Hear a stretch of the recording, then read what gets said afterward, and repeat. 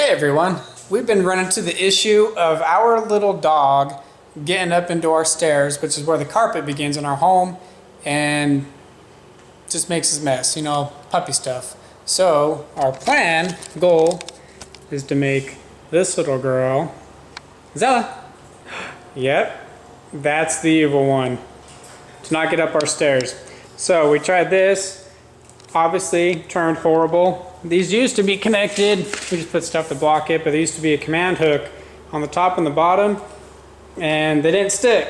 So now we got to come up with something more permanent. So what we're going to be working on is more of a, well, talk about a fireplace or a baby gate type of thing. We didn't want to put anything permanent into the actual stairs, and so we're trying to come up with something to actually just sit on the floor. So it's not permanent, don't have to drill holes, nothing permanent to the actual home itself. So we'll talk about it here in just a sec. What do you need for this project? So whatever type of wood you want to use, we're using, I don't even know what this stuff is called, but it looks like this. These are already cut to size. You can see we got the holes, or the jigs already cut in. I don't know what those are called either. Anyway, so whatever type of wood you want to use. The boards that we used, they were 8 feet long by 3.5 inches wide and 3/4 inches thick. We used 3 of them total. 8 feet long. 8 feet long. Didn't I say that? I thought I did. Anyway, so we used a jig. One that we use is this little guy, which, yeah, I'll explain to you how to use that. And we got paintbrushes. We got the Wood stain and the clear coat. wood stain, clear coat, wood glue, screws we're using, our very well put together plans for putting this all together, a C-clamp, actual hinge, your measuring tape, saw, I believe that's it. Anything else? I don't think so. Solid. We are cutting the boards to length. We're using 1 by 3.5 by 8. And we are cutting these 24 inches tall because that's going to be the height of our gate. So the way that I'm making these cuts, I'm going super ghetto style, you know, but so when you're measuring, use a tape measure or any type of measuring device you got. Whatever distance you're trying to get them, you just go out on one edge to your measuring point, make a mark. I like to do a little V, that way you can kind of tell where the center of it is.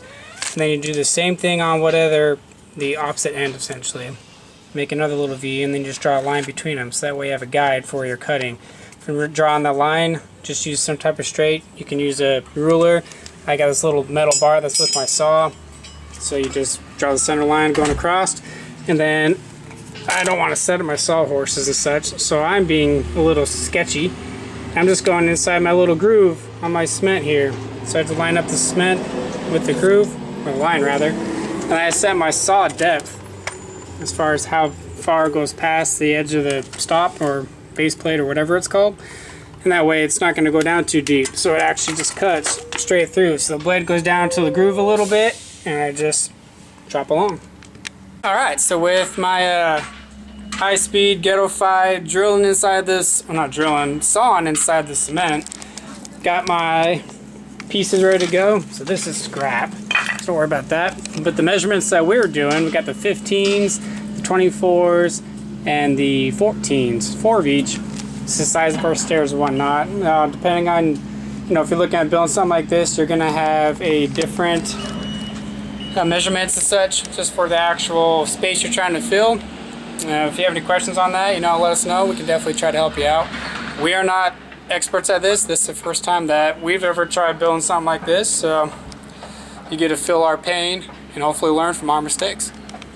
Kind of a random thing I thought I'd bring up that I found kind of humorous, but who needs a garage when you have a porch to do all of your work? Man. Alright, so these little jig blocks I've never used before. So I just read through the instructions and then worked on one of my test boards here.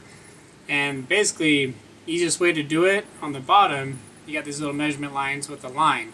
And so you put the thickness of your board, so ours is 3/4 thickness, so you put that line lined up with 3/4 on both sides.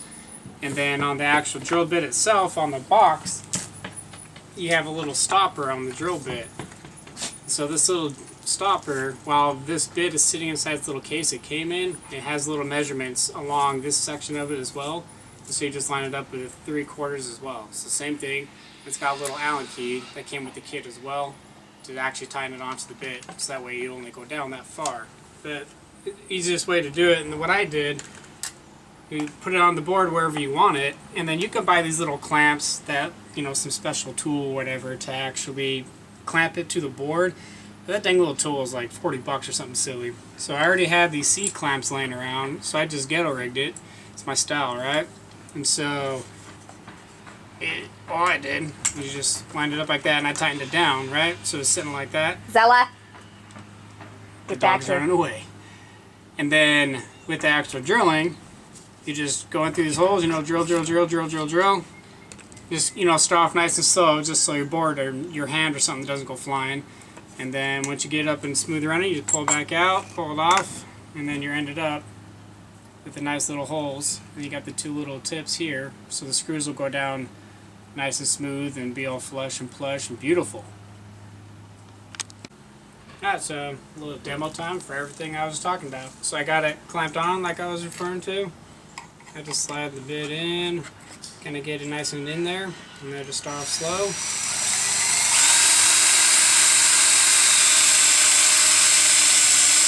You take it all the way down until you hit the stop. And I like to just kind of slowly go out. And when I get to the end, I just stop it, pull it out, get the dust off, and then same thing on the second one. Start sliding it in. Once you get going towards the bottom, you start.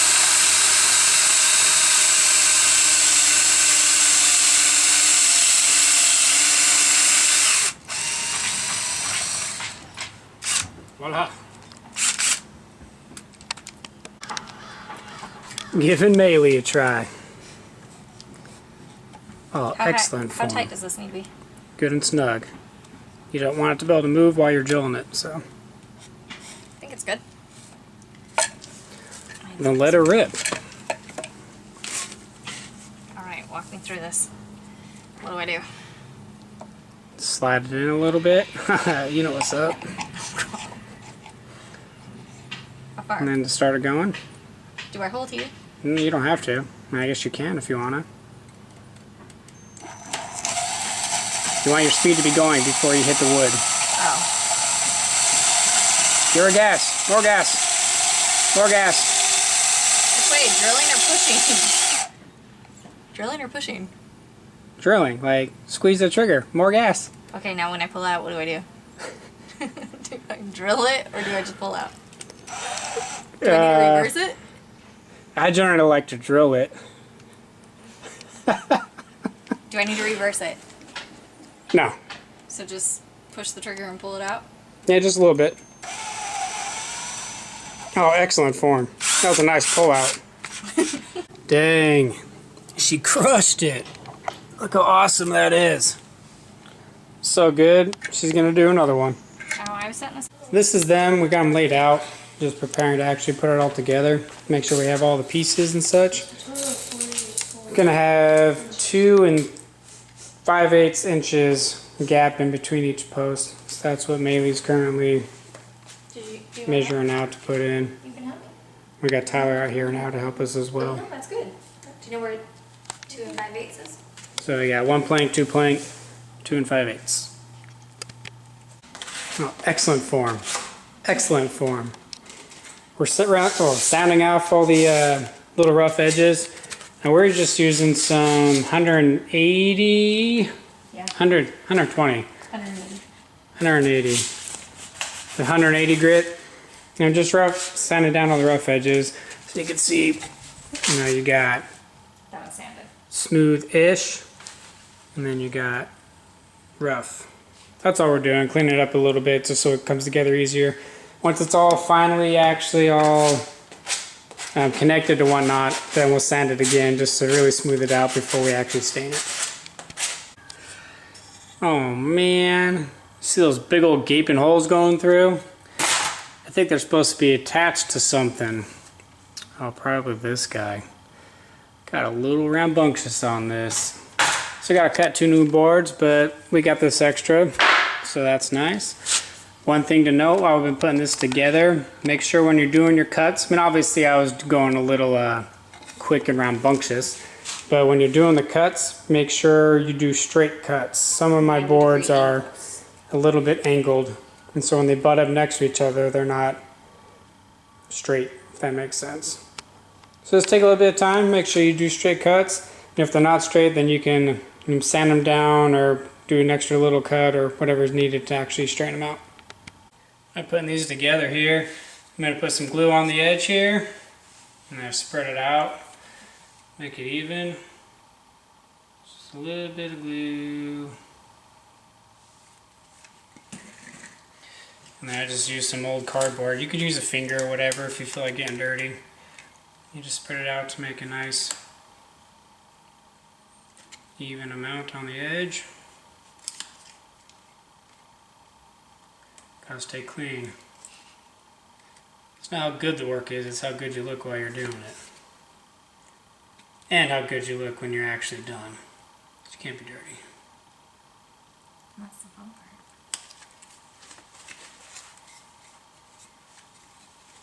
Oh, line her up with our little lines we got.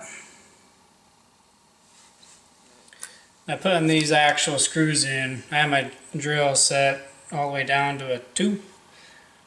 Try and make it so it doesn't actually pull through it, just because it's not a lot holding it. Just gonna get one started in there. Now I want to get the other one going. Just offset it so that it doesn't try to shift or torque in a weird way.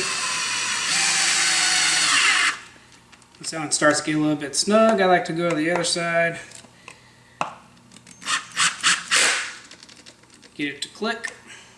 Go back to the first, or the second side I guess. Try again these dang little square holes.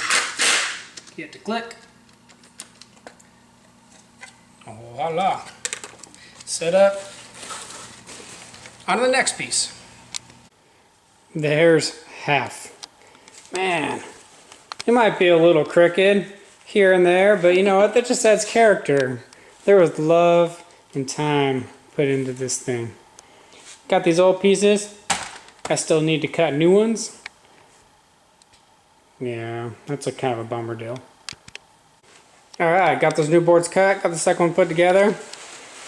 Man, it looks even worse than the first one. Hot dang. What did we learn? What's the process? What's the order you have to put them together in?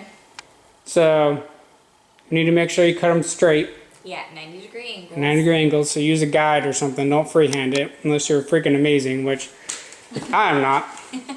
And as far as putting them together, put the top, the middles, and the bottom together first, and then put the sides on. And then do this one. Yep. And then do the sides. That makes it way easier to put together. We learned that on our second one, which is why it looks better. Maybe. New day, everything's dried up, home from work and all that, hanging out with Zulu, but I got kiddos going to work, so sanding everything up, getting it all smooth to get it ready for the staining process. Tell me, Riley, how do you feel right now? Excellent. Tyler, how do you feel right now? Enraged. Enraged? You have to work instead of playing Fortnite? You won't give me my V-Bucks! Oh my goodness, no V-Bucks.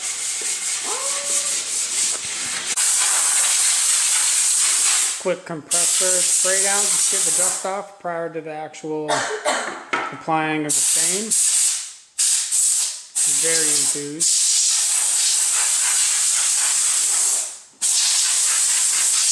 Riley. Hey. Riley didn't want to wait till summer to try and get a tan. So she's getting this stuff all over her. Got her homemade paint booth. Just stuck them on some I was like, you want to little cups, plastic cups. You're gonna start staining each side and then flip it over and stain the other side. Section right here, and then you're gonna do the next part, okay? So you dip your brush in, and you wanna go in the direction of the wood grain, okay? I didn't know the direction of the wood grain. This is the direction of the grain. So you're gonna follow it, okay? And you just kind of work, just kind of spread it out. A little goes a long way, so you don't need to soak it, all right? Just gonna kind of put it on. Do not get it on your clothes, Riley. Riley. I'm gonna be tan for a little bit.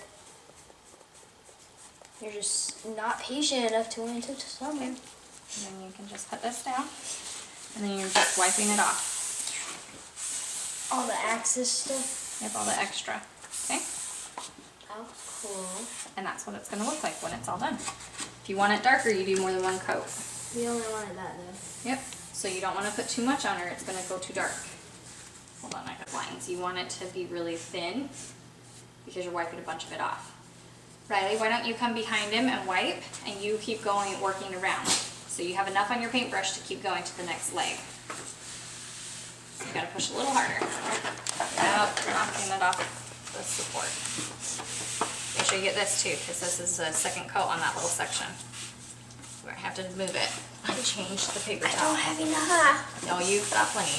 Switch, move the brush around. How do I, Grab another paper towel or open it up another way. look at all that paint that's stuck on the very top. There you go, now you're getting it. Just keep, yep, just like that. You guys are doing great. After. Got the first little coat done on both of them. And all of this is for you, Zella.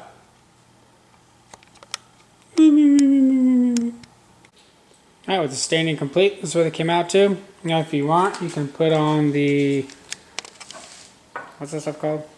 Clear coat. Clear coat.